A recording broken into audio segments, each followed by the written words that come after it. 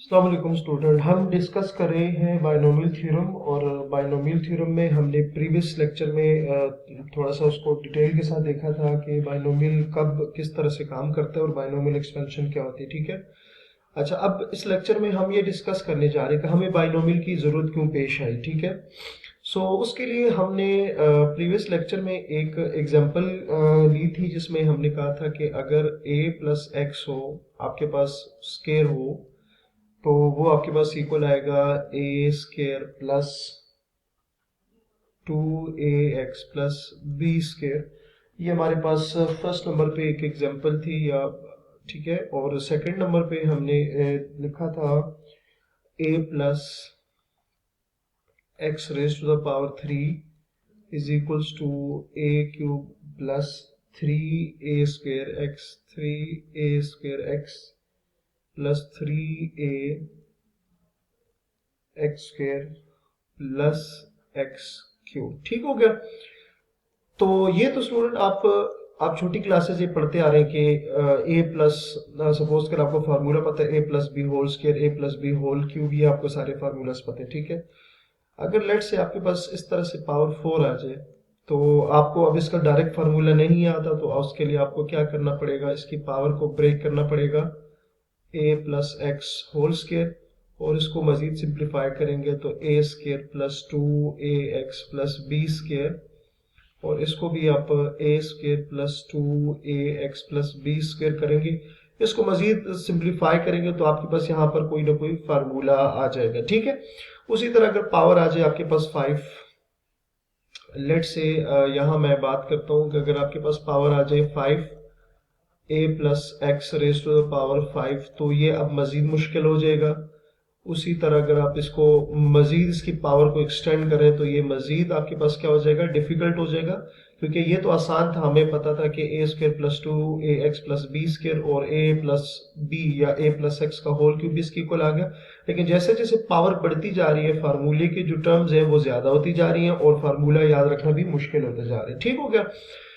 इस केस में अब यहाँ पर इसको ना ओपन करके, मतलब पावर को ब्रेक करके और उसको ओपन करना, ये एक बहुत टाइम गेनिंग प्रोसेस है और मुश्किल भी है, जिसमें आपके पास क्या हो सकता है कि गलती की जो गुंजाइश है वो ज्यादा होती है। सो हम फिर क्या करेंगे, हम बाइनोमियल थ्योरम अप्लाई करेंगे। क्या करेंगे, बाइनोमियल थ्योरम अप्लाई करेंगे। तो बाइनोमियल थ्योरम कब अप्लाई करते हैं, तो आपने देखा कि जब आपके पास दो टर्म्स ऐड हो रही है, उसकी पावर बड़ी आ जाए। ठीक है। मतलब वैसे 3 तक तो आपको पता होता है कि a plus x whole power cube, तो आप इजीली उसको ओपन कर सकते हैं, आपको फार्मूला पता होता है। लेकिन जब 3 से बड़ी पावर आ जाएगी तो अब आपको नहीं पता कि a plus x right side किसके इक्वल आ रहा है, और उसी तरह जब 5 होगी तो राइट साइड अगेन आपको नहीं पता। तो मतलब क्या हुआ कि बाइनोमियल की पावर जब 2 से या 3 से ग्रेटर हो जाए तो अब उसका फार्मूला आपको डायरेक्ट नहीं पता चलता कि उसमें कौन कौन से टर्म्स आएंगे, तो वो बेसिकली ड्रॉ करने के लिए हमें बाइनोमियल थ्योरम की जरूरत होती है। ठीक हो गया। अच्छा, अब इसमें हमारे पास क्या होगा, बाइनोमियल थ्योरम की बेसिकली अब एक जो पहला केस है हमारे पास, यहां हम डिस्कस करेंगे कि केस नंबर 1। अच्छा, केस नंबर 1 में आपके पास क्या है कि व्हेन जो पावर होगी n इज, जब हमने क्या कहा कि अगर आपके पास पावर जो है वो आपके पास आगे n इज, आपके पास अगर इसमें n आ जाए, आपके पास पॉजिटिव इंटीजर आ जाए, when n is positive integer मतलब क्या हुआ कि अगर बाइनोमियल की पावर जो है, अगर वो पॉजिटिव इंटीजर आ जाए, तो उस केस में जो बाइनोमियल फार्मूला है वो किस तरह से डेवलप होगा और किस तरह से बनेगा। तो उसके लिए हम क्या करेंगे, एक फार्मूला लिखने जा रहे हैं जो कि है क्या है, जिसमें हमारे पास क्या होगा, जिसको हम कहेंगे कि जनरल रूल और formula for the expansion of the binomial raise to any positive integral n। ठीक है। और इसको क्या कहेंगे, बाइनोमियल थ्योरम कहेंगे। अच्छा, वो फार्मूला बेसिकली क्या होगा, लेट से लिखा हुआ है आपके पास a plus x raise to the power n, और यहाँ n जो है वो पॉजिटिव इंटीजर है। n जो है वो पॉजिटिव इंटीजर, ये आपने माइंड में रखना है कि n जो है मतलब जो पावर है वो आपके पास क्या होगी, पॉजिटिव इंटीजर होगा। ठीक है। अच्छा, तो ये फार्मूला बेसिकली किसकी इक्वल आएगा, n c0 a n plus n1 a raised to the power n minus 1 x plus nc2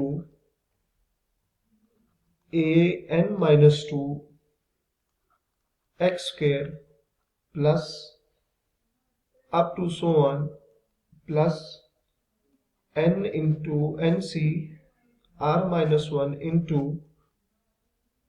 a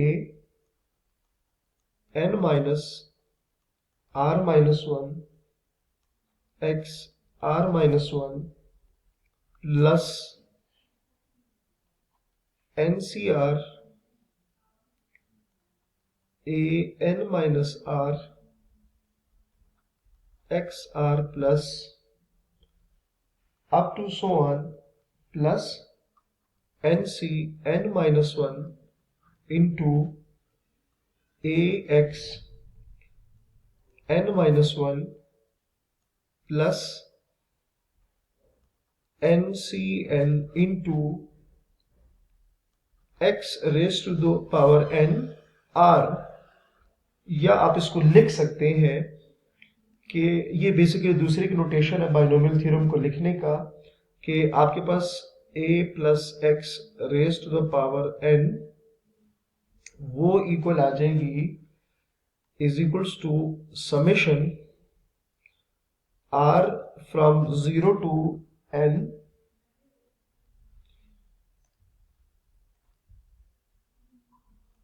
ncr a n minus r x r। ठीक है, सो ये जो हमने फार्मूला लिखा है, इस फार्मूला को क्या कहते हैं? द रूल और formula for expansion of a binomial raise to any positive integral power n। ठीक हो गया, और इसको क्या कहेंगे? बाइनोमियल थ्योरम कहेंगे। सही हो गया। सो ये हमारे पास कोई भी फार्मूला, अगर आपके पास दो टर्म्स ऐड हो रही हो, ठीक है, मतलब दो टर्म्स हो, और पीछे हम इसको डिस्कस कर चुके हैं कि आपके पास जब दो टर्म्स हो, जैसे कि ये a प्लस एक्स लिखा हुआ है, तो हम इसको क्या कहेंगे कि ये हमारे पास क्या है? बाइनोमियल है या बाइनोमियल एक्सप्रेशन है।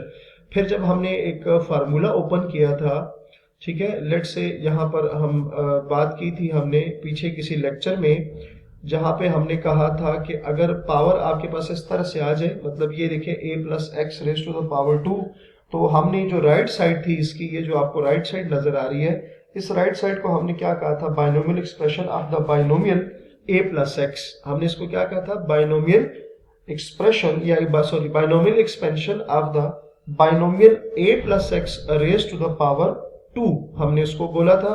उसी तरह तो ये जो फार्मूला भी हमने ड्राइव किया हुआ है, ये जो फार्मूला आपको नजर आ रहे हैं, इसको भी क्या कहेंगे कि बाइनोमियल एक्सपेंशन है, जो राइट साइड पे आपको binomial expansion of the binomial raise to the power n, और वेयर n क्या होगा? n is any positive integer. So next lecture हम यहीं से स्टार्ट करेंगे। सो अपना बहुत सारा ख्याल रखिएगा। अल्लाह हाफिज।